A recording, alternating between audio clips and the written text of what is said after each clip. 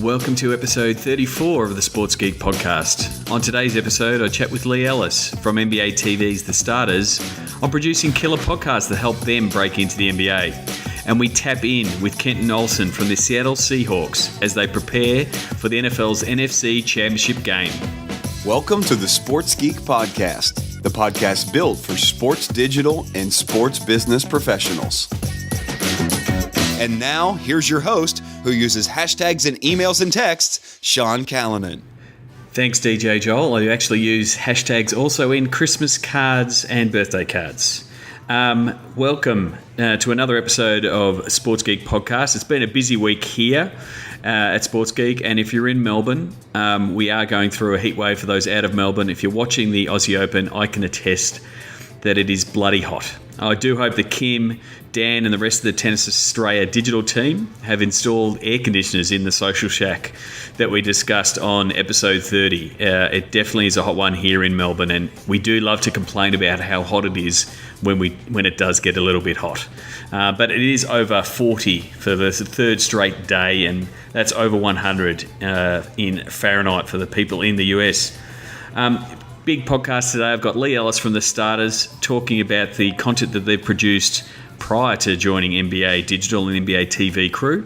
And then I'm lucky enough to fit in with Kenton Olsen's busy schedule as they prepare for the NFC Championship game and talk about an activation they've got with the Seahawks connecting fans around the world. One quick word to mention, our SB night, our Sports Business Networking night, on next Tuesday, the 21st at the Honey Bar. You can grab tickets, sportsgeekhq.com/SB night. Again, thanks to James Spinks and Interplay Media. Thanks to their kind sponsorship, we're able to offer everybody a free drink upon entry. Now, here's my chat with Leigh Ellis from The Starters. Okay, very happy to welcome a special guest to the Sports Geek podcast today. You may know him as the Australian fact checker from NBA TV's The Starters, but as he picked E-Dog as his jersey nickname, that's what I'll call him throughout this podcast. Welcome, Leigh Ellis. Hey, Sean, thanks for having me. So for those who don't know about The Starters, formerly it was known as the Basketball Jones, and you and the TBJ crew were brought into the NBA Digital family, and now you're in Atlanta. How's the move from Toronto to Atlanta gone a few months in?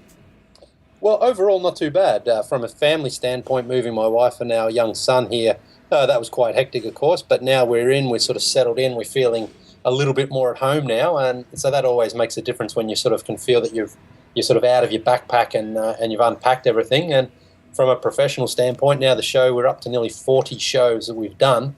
Obviously, at the start, the first few shows, there's a few teething problems and everyone's sort of not quite sure about the format and how things are going to work, but really, in the last couple of weeks, we feel we've got a little bit more comfortable and a little bit more confident, and overall, it seems to be going quite well. So for those who don't know, just a little bit of backstory with the Basketball Jones. You did over 1,000 episodes in various forms, so it wasn't always a podcast for a little while there. It was a TV show. Do you want to give us a little bit of background of, what TBJ was and how you sort of ended up joining that crew? Yeah, well, it was nearly 8 years ago to the day when Skeets, Tass and JD, who were the original three, just got started doing a podcast. And they originally did it on Skype, kind of like what we are right now. JD recorded it in his basement, and they sort of put it up on iTunes, and they had some success. They were only doing it really once or twice a week at the start, and then gradually they just started doing it 3 times a week, and then it built up to a 5-day-a-week thing. And again, it was a lot of interaction with fans. This is kind of before Twitter and Facebook and that had really taken off as well. So there wasn't the same sort of instant gratification, that there is now. And, the guys just seemed to build up a loyal following. They took a different approach. I mean, it was never the same sort of analysis type show. It was always looking at the league in a different way and always trying to add a little bit of colour and a bit of insight that is not normally there. And then Matt came along and joined the guys. He went to school with the guys earlier in the 2000s, and then they hooked up again when Matt finished what he was doing at school. Trey and Skeets kind of knew each other because Skeets used to write at Ball Don't Lie for Yahoo on their basketball blog, and so they sort of had a relationship there in the past. And then they joined The Score in 2010, I believe it was, and and I was already working at The Score, which is a television network in Canada, a sports TV network. And so I just started, I noticed what they were doing, and I tried to get involved with them and tried to sort of see where I could help out. And they started to use me to do a couple of things, just minor things, helping out, shooting a couple of shows and doing a few things when JD was busy. And then gradually the relationship just kind of grew and grew. And then it was the lockout season of 2011, when the guys basically needed something to do. And so they decided to go on the No Season Required tour, which basically we went around America for 34 days into 9 different cities and just did a live podcast. And at the time, I wasn't officially a member of the crew, but they basically needed someone to carry their bags and get their coffee in the morning, and they offered that spot to me. So I pretty quickly jumped on it, and so we went around America in November of 2011. And when we came back, it was really perfect timing, because while we were on the tour, I think we were in Miami, and it was around Thanksgiving weekend when the NBA announced that they had an agreement and they were going to come back starting on Christmas Day.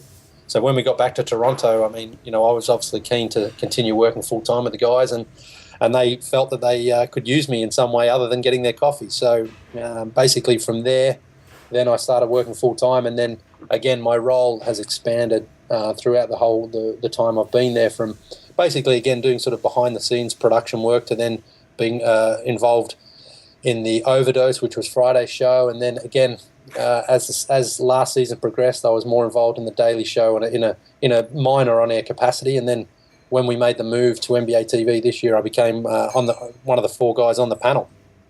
And so, I do think it's funny. I've seen some of the tweets that you guys have been getting this season for the people who didn't know you, and they sort of just feel like, who are these guys? Why have we got a couple of Canadians and an Australian on NBA TV? It just sort of shows you the hard work you have to put in to break into the sports business. So you were just pretty much you've got a background, and you were doing tennis reporting, and also you're working at The Score, doing a lot of web content and associate producer type stuff before you even got close to doing stuff with the guys.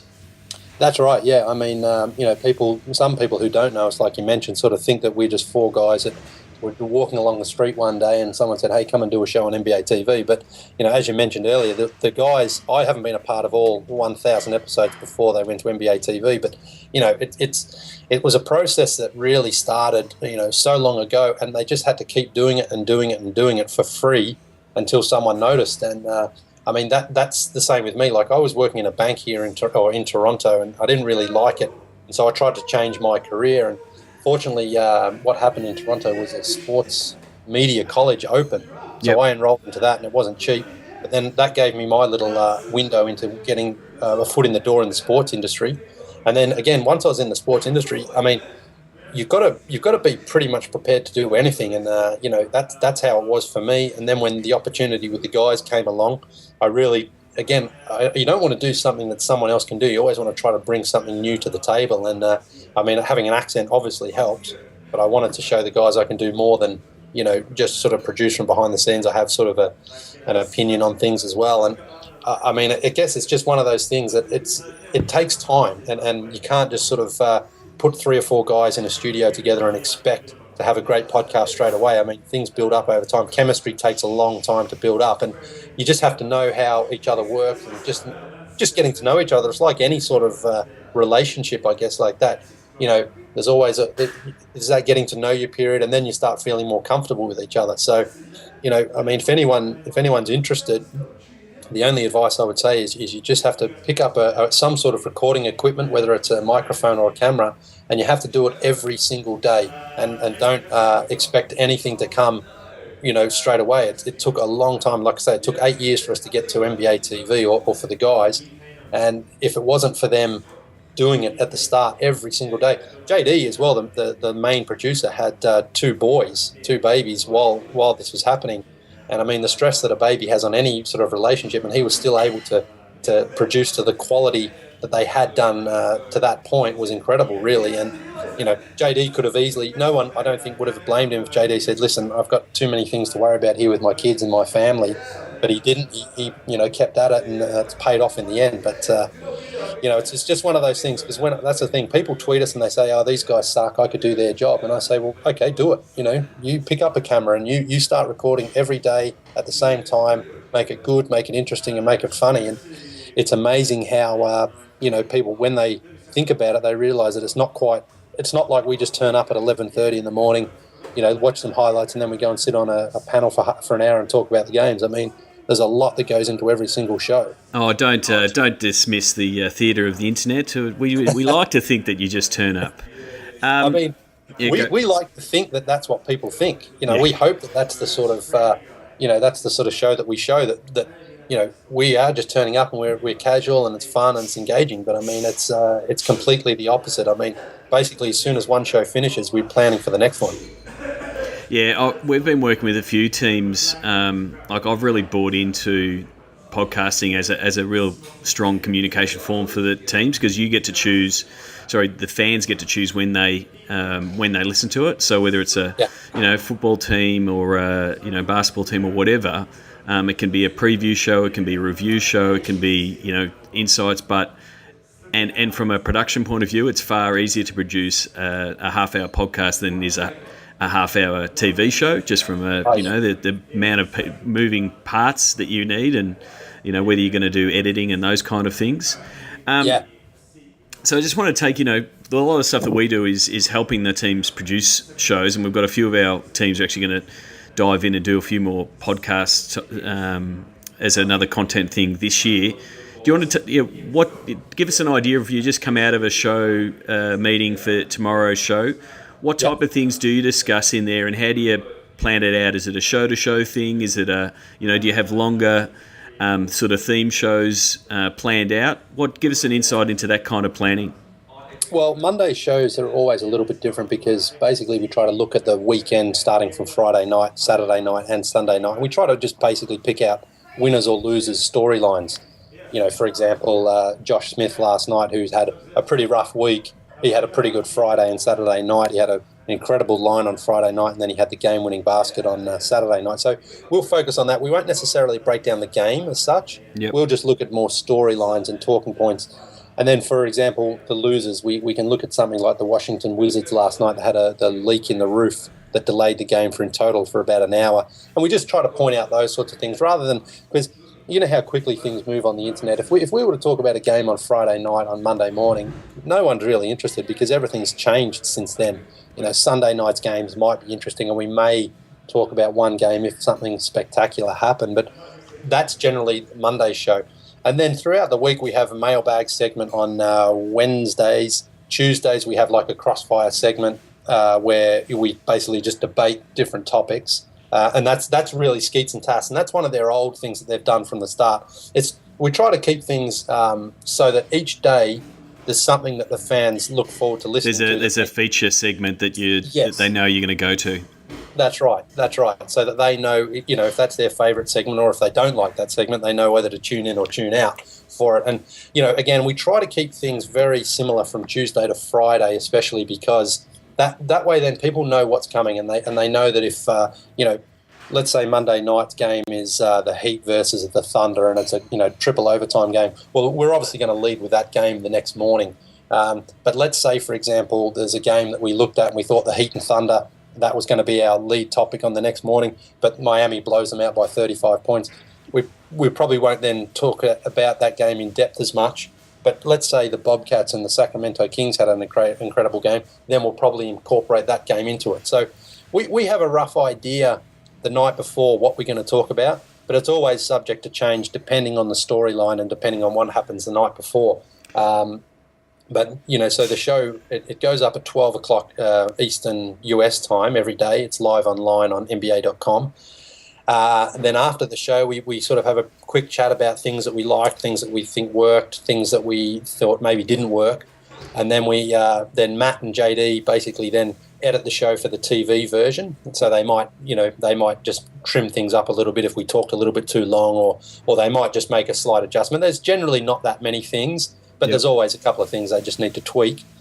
And then pretty much we have lunch, and then we start talking about the next day's show, because we always want to find things like the segment we have about sort of 35 minutes through is called The Goods, where we're talking about just general talking topics, the Andrew Bynum trade and the Andrew Bynum free agent signing, where he's going to sign next, those sorts of things.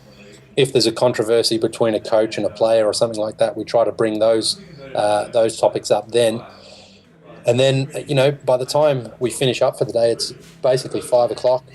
I know that I come home, I have dinner, put Sebastian in the bath, put him to bed, and then the game starts at 7 o'clock, and you're kind of into it straight away again. So it's very hectic, because between the six of us, we need to be on top of every major talking point, and we get most of them. There's always a couple that you sort of miss out on, but it's one of those things. I mean, I love the game of basketball, I enjoy it, but at the same time, I'm looking at it through different eyes now, because you're looking at it to try to find that you make sure you hit those talking points and you find anything that's of interest from the fans' perspective, whether or not it can be serious or it can be lighthearted, because that's the other thing. We always have after each game a segment called Random Notes, where we basically point out things that you might not have seen on the broadcast, and that's always great, because fans are now really starting to tweet into us to say, hey, did you see, this guy did that, or something happened in the crowd, and we incorporate that into the show.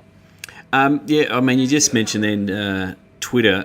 I think one of the reasons I wanted to chat to you and chat to you guys, because I think you do community development really well, which is what you would call it, but it really is just engaging your fans on Twitter. Do you think part of that is, I guess, starting 7 years ago, sort of in a pre-Twitter space, when you would have been engaging via blogs, message boards, those kind of things, and then when Twitter really started taking off in 2009, 2010, and then when you're doing the lockout season, the fact that you can have that backwards and forwards with the fans, you have a regular segment with the army where you read out Twitter handles in an Australian accent, as Skeet says. How much importance do you put on that backwards and forwards that all of you do? Like, all the guys have backwards and forwards with fans. While you're watching the games, like you said, people will be tweeting in random notes, or people will send you a tweet and say, hey, did you see this Instagram of Dwight Howard was bored, so he's dancing in his hotel room? That kind of stuff. How important has that been to, I guess, the development of TBJ and now the starters?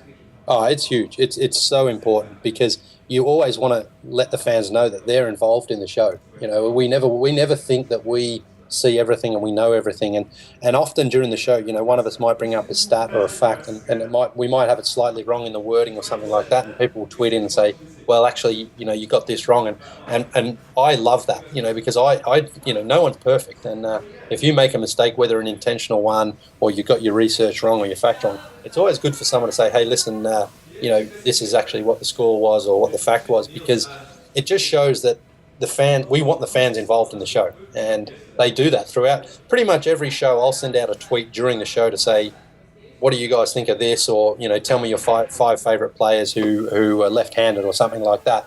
And it gets people watching the show, because then people love to see recognition. And at the end of the show, not always, but I try to read out at least one or two tweets that we get from the fans who are watching the show live, and put their name up, put their Twitter handle up, and, people love seeing that. And, we don't do it just to sort of say, well, you'll get your name on TV. We do it to say, listen, you guys are contributing to the show. You're helping us make this show.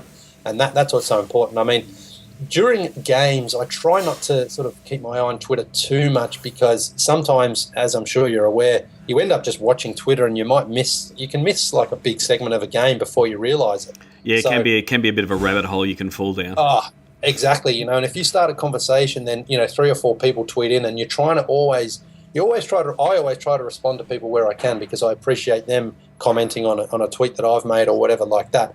But, I know there's been times where I'm like, oh my God, I've missed the last quarter of basketball because I've just been sort of on Twitter here. So it's a professional hazard. It is. It's so easy to get distracted by it, and that's why now I'm trying to take a bit of a different approach. I'm trying to sort of leave my laptop upstairs and just watch a game. But you've always got your phone on, and again, you just quickly, if there's a delay in the game or a commercial break, you can't help but just check Twitter to see what's happening. So, but overall, I mean, everyone. There are people out there who know easily as much or more than some of us at basketball, and that's, to me, I want those guys contributing to the show. I mean, there are obviously people who watch games in the cities, like, let's say, for example, in Washington. There's fans there who watch every single game and every single play. Now, we don't see every single game and every single play, so you want them to contribute to the show because they might see something that we don't normally see, whether it's a rotation change or a substitution or something like that affects the game.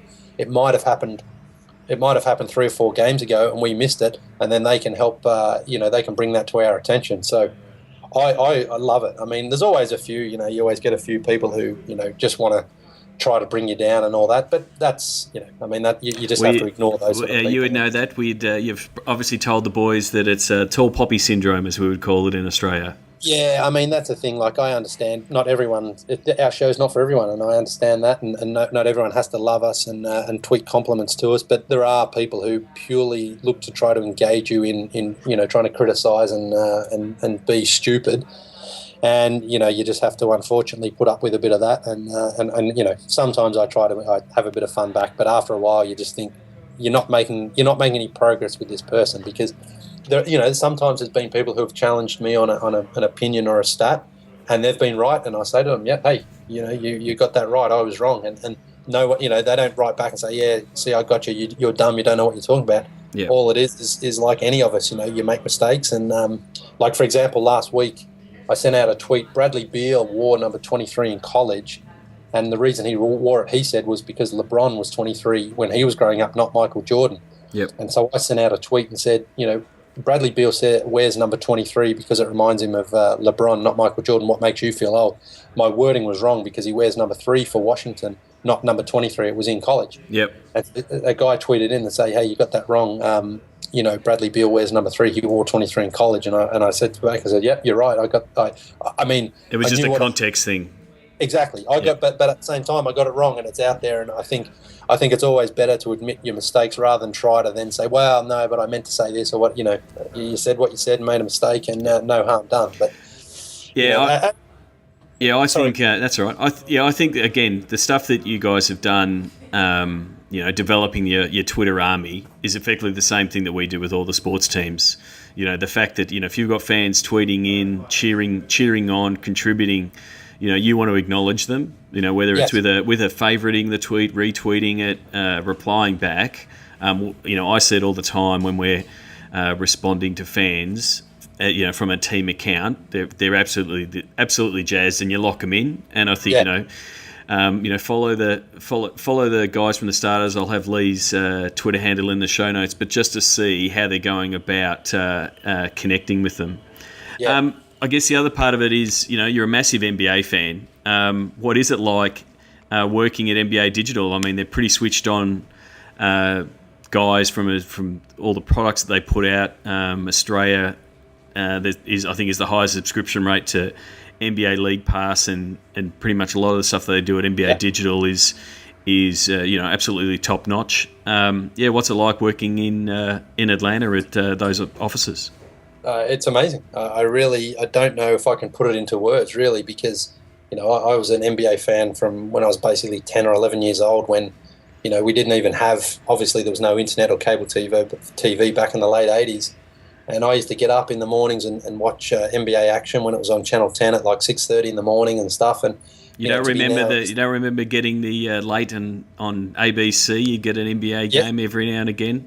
Oh yeah, that was it. I remember that started in '89, and I used to tape them. And sometimes the thing is, I think they tried to get it at 11 o'clock every Friday night, but they'd always bump it if something else came along. Andrew Denton's Live and Sweaty. I don't know if you remember that. That sometimes used to go late and put the NBA late, and I'd sometimes have the VCR set up to record at 11 o'clock, and if Live and Sweaty went 10 or 15 minutes over, I'd miss the game because of what time I'd have the tape ended to stop recording. I was on ABC Grandstand just last week with Debbie Spillane, who used to be on Live and Sweaty, so I do remember the days.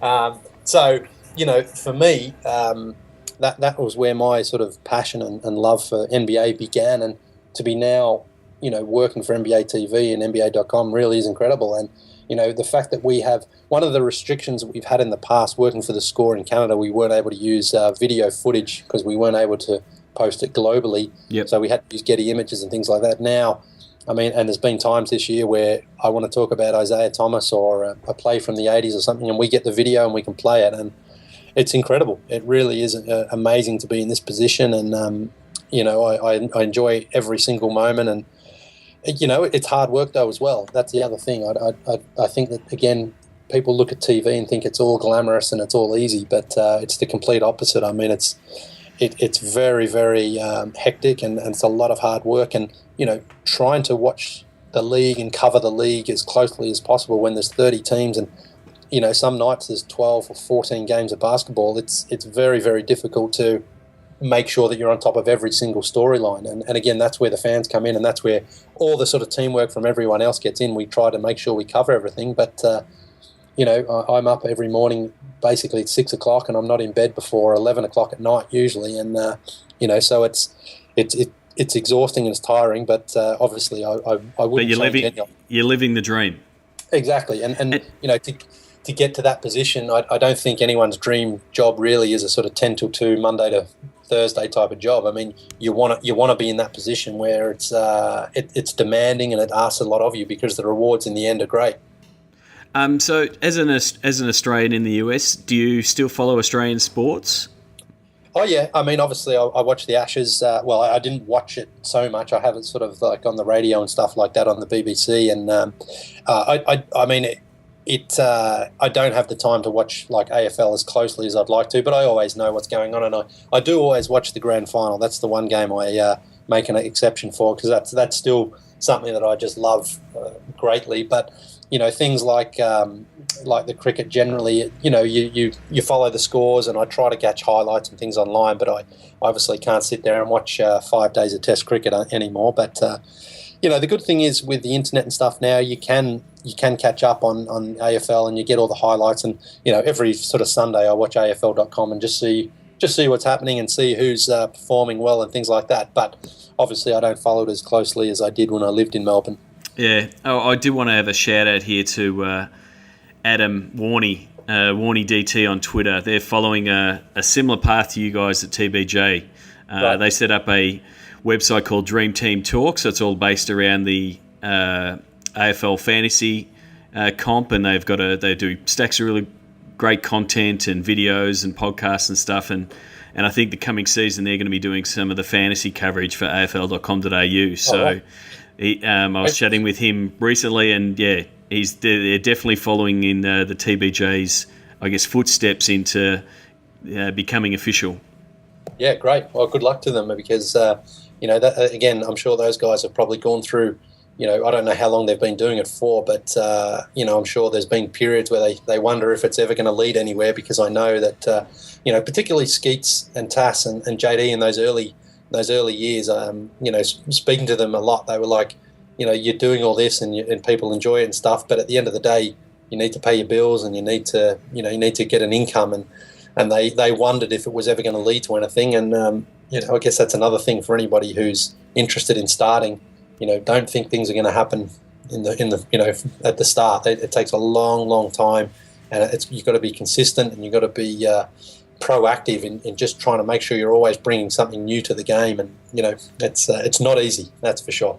No, exactly. But it is just a matter of, and again, for the teams out there trying to figure out how they can do it, or if you're trying to crack into the sports business, it is about producing that content that the fans want. And the good thing is now you have got that instant feedback of social. Yep. So you can put it out there. You can develop a community around your content. And again, that's what Warney and the guys have done around Dream Team Talk. They've developed a fan base and they've got the page views. They've got the runs on the board. They've got the likes. And it's much easier to convert and to go to an AFL or an NBA and say, well, look, we've already got a product that works, the fans like. And it's much easier for them to pick up.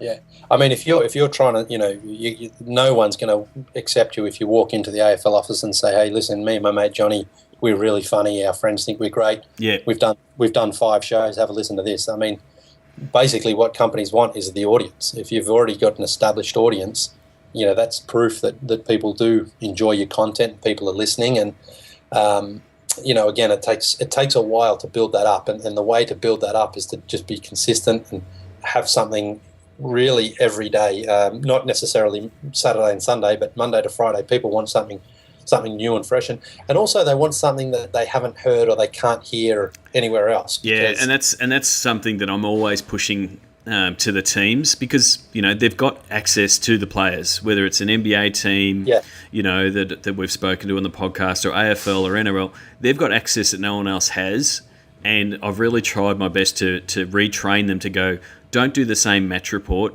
Don't do the same preview, because that's what AAP's doing. That's exactly. That's what ESPN and Fox, they're all doing that kind of stuff. But if you can produce content that someone else can't get, a really good example is the Melbourne Storm are in preseason, and the team walked all the way from Amy Park, right next to Rod Laver Arena, where the tennis is happening now, all the way out to the Dandenongs, and it was like a 14-hour walk, and they videotaped the whole way. And that content no one else has, so their fans absolutely ate it up. But you've really got to produce that content that is different to all the other media outlets. Otherwise, it's just same, and people will just pass it over. Yeah, I mean, people, sometimes tweet me or email and say, I've got my power rankings here, or, check out this report after the game. And I'm like, I want to be kind to them to say, why would anybody, read your power rankings when NBA.com, ESPN, CBS, they all have power rankings? They don't really mean anything. Like, give me something that I haven't read before or that I can't find anywhere else, because that's what's going to keep your interest. But again, that's a lesson that I learned early on as well. I contacted when I started doing writing. I don't really write anymore, but I had a blog and stuff like that, and I wrote to some newspaper reporters and stuff at the time, and they were the same. They're like, why would anyone read your report or recap? You're nobody, and in the nicest possible way. But at the same time, you don't want someone saying, "Oh yeah, it's great, you're going to be a superstar." You want people to be honest with you and upfront, and you need to bring something to the table that no one else is bringing, and that is what's going to separate you from other people. Well, thank you very much. I could spend another hour talking about the bad boy Pistons era and what it's like to see Isaiah Thomas wandering down the hallways. I'm a big Isaiah fan as well, so I'm very jealous of that. But I'll be in the States in July, heading to Seed Conference in Miami. So maybe I'll stop by Atlanta on the way and check out everything NBA digital. Yeah, I mean, if you want to make the effort, I'll be here for sure. And I'm happy to take you to the studios, and you can have a look around there. So it's one thing. I've had a few people actually. It's been good. We've had some visitors already come over, and I take everybody in the studio, and they all like to shoot a free throw and have a bit of a feel for it. So if you're here, for sure. All right, thank you very much, mate. My pleasure, Sean. Thanks. Sign up for Sports Geek News at sportsgeekhq.com/sign up now. Thanks again to Leigh Ellis from The Starters for joining me on the podcast. I just think, one, they're producing a quality product. They've persisted on it, so it's a great story for anyone trying to break into the sports business. You would have seen there, and there'll be links to Leigh's details to connect with him both on Twitter and LinkedIn, starting producing content, being a digital producer, getting some work on the show, developing your skills in multiple areas, writing, radio, those kind of things. So if you're looking to break into the business, it's a really good model. Again, follow the guys at Dream Team Talk, and they're following that same model. There'll be links to the Thousands Show where they go through some of the clips of their best pieces. And I guess the only thing that I can say is a testament to what they've done is the fact that the Starters have a page on Wikipedia. So that, to a certain degree, says that you've made it if you are on Wikipedia. So my next guest, I'm very lucky to get him. It is a very busy week at the Seattle Seahawks. They've got the NFC Championship game coming up this weekend versus the San Francisco 49ers to see who will get into the Super Bowl. I met Kenton Olsen at Seat Conference in Kansas City this year, and I was really impressed by a site that they've built around connecting the fans around the world. It's called imin.seahawks.com. And so I was lucky enough to get a little bit of Kenton's time to chat about that website and what they're planning and what it's like to be inside an NFL team as they prepare for an NFC Championship game. I'm very pleased to have a good friend of mine who I met at SEAT in Kansas City from the Seattle Seahawks and the Seattle Sounders. He's the Director of Digital Media and Emerging Media for both of those teams, and he's joined me on a very busy week with a big game coming up this weekend. Kenton Olsen, welcome to the Sports Geek Podcast. Thanks for having me. I really wanted to touch base with you, and again, thanks for joining me on such a busy week. You've got this site, it's imin.seahawks.com, and it's really around engaging the Seahawks digital fans, the 12s, as you would call them. You want to give us a bit of background about the site and tell us a little bit more about the 12s? Yeah, absolutely. So, taking a step back, we were lucky in the fact that we retired the number 12 after our fans many years ago, and so we commonly refer to our fans as 12s.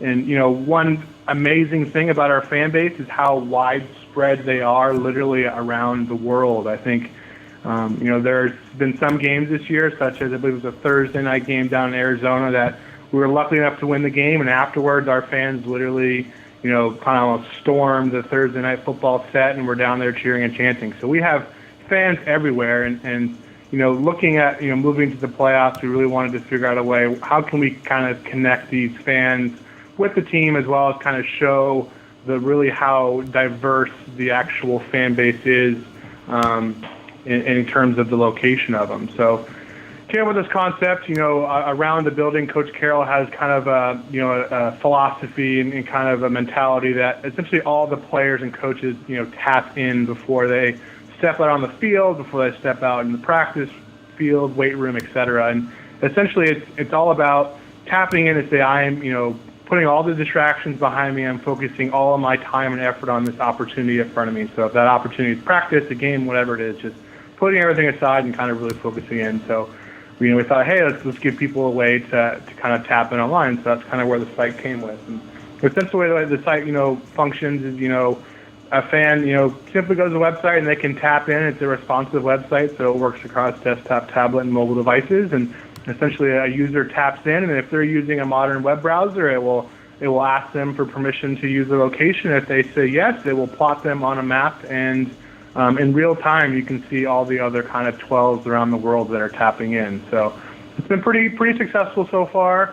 We've had just under 70,000 people tap in now from over 100 countries. So it really shows how widespread and how excited our fans are for this playoff run. And it really does bring the fans into the locker room. The fact that you're extending, what you just said there, that Coach Carroll is really pushing the I'm in, and the mentally tapping in to say I'm ready for practice, I'm ready for the game. You're sort of amping up the fans in that same way. So they want to show their support, and this is just allowing them to do it a whole way around the world. Yeah, absolutely. It's just it's really inspiring. We have it on a TV/dashboard we have down in our office, and we've pretty much kept it running all throughout the course of the playoffs. We've had it running, and just walking by and on your way to and from our offices, and just seeing people tapping in from Australia, where you're from, or Russia or China or Antarctica, all over the world people are tapping in from, and they're all so excited about this great opportunity we have in front of us. And I mean, the Seahawks are absolutely crazy and loud fans. I've seen earlier in the season you broke some records at CenturyLink, and I've been to a Seahawks game way back in the day when it was the Kingdome, and then I've been to the new stadium. Is that passion translating online? That volume and velocity and the passion translating online, especially going through the playoffs as it is now? Yeah, absolutely. I mean, it's just inspiring how many fans are talking about the Seahawks and are excited for the games moving forward. I don't have the social data in front of me right now, but we have literally hundreds of fans tweeting every couple minutes about the Seahawks during just the traditional work week. It's just absolutely phenomenal on game days and kind of right around big announcements. So it's people are excited here in Seattle, but as the site shows, people are excited all around the world. And other things, part of it's a very busy week. What are the things that you're trying to focus on this week from a digital team point of view with these big games coming up? Yeah, we have a couple of kind of pieces that we're focusing on. Obviously the I'm site is a very big part of that. And I should have mentioned, there's a social component of this site as well. So fans are obviously asked to share the experience using Pound Tapped In, and we've gotten over 7,000 people share on social media already, which is great. Some other initiatives we've worked on here internally is there's a concept called Hawkitecture, which in the past was kind of, we were really looking for buildings across the area to kind of put up 12 flags or to paint their buildings blue or do all kinds of crazy stuff. And we actually had one building here in town that essentially turned off all the lights on their building and turned on the appropriate ones and formed a huge 12 on the side of the building. And if you look at the pictures, it literally changed our skyline, so it was really powerful. So we've extended that this week to personal Hawkitecture. So we're asking for fans to share their cubicles or offices or homes or man caves, whatever, how they've decorated their lives up using Seahawks and kind of really showing their passion. In addition, we've just really have spent some added time and really focused on just kind of monitoring the social conversation and engaging with fans. So I think if you look at our Twitter feed for the past couple weeks, we've really spent a lot of time making sure that we're interacting with folks that are really showing their passion online and thanking them in a variety of ways. We've been interacting with people just by simple replies, and we've done some custom graphics. So we'll actually create some custom graphics that are kind of in our look and feel and send back to people. We've been using a program powered by Starbucks called Sweet a Coffee, where we can tweet someone a cup of coffee, and the nice thing is Starbucks are pretty much everywhere, so we can kind of give someone some instant gratification, for the most part, wherever they are. As well as, just kind of interacting with just the fans and making sure that, people know that we hear them and we're with them during this historic run. Terrific work. I just brought up the social stats for I'm in right now while we're chatting. You're approaching 25,000 Facebook interactions across likes and shares and comments, getting close to nearly 4,000 tweets. So terrific work considering it's only been out, and really rallying around the playoff picture. I'm going to leave you there because I know it's an absolutely busy week. I look forward to catching up with you after a very successful NFL season, and then you roll into what will hopefully be a very successful MLS season with the Sounders. Yeah, absolutely. We have the Super Draft this week. We announced some big moves already this week. Are constantly looking at building our team for next year and have some cool stuff that we can talk about in the future for the Sounders planned. Thank you very much for joining me on the podcast. And where can people find you on the internet if they want to connect with you?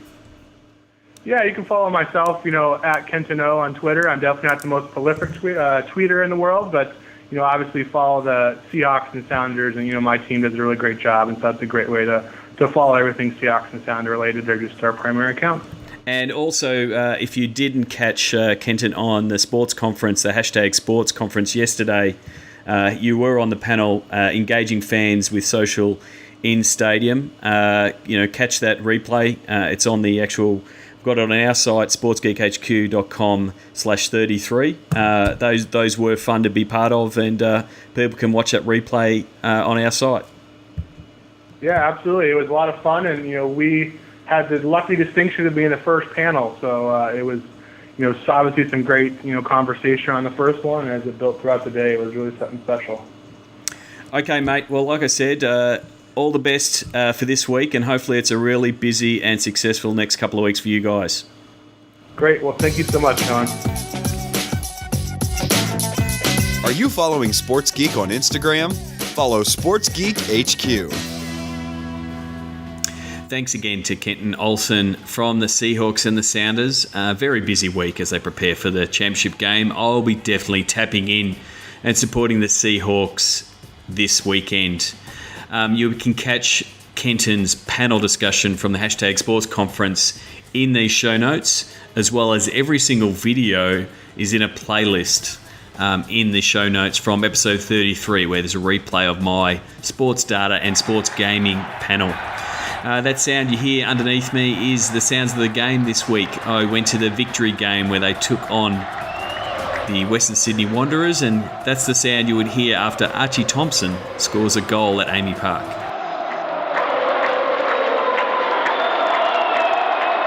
This week's social media post of the week comes from the Aussie Open, from their Instagram account. A really good shot of Victoria Azarenka coming out of the shadows in one of her early round matches.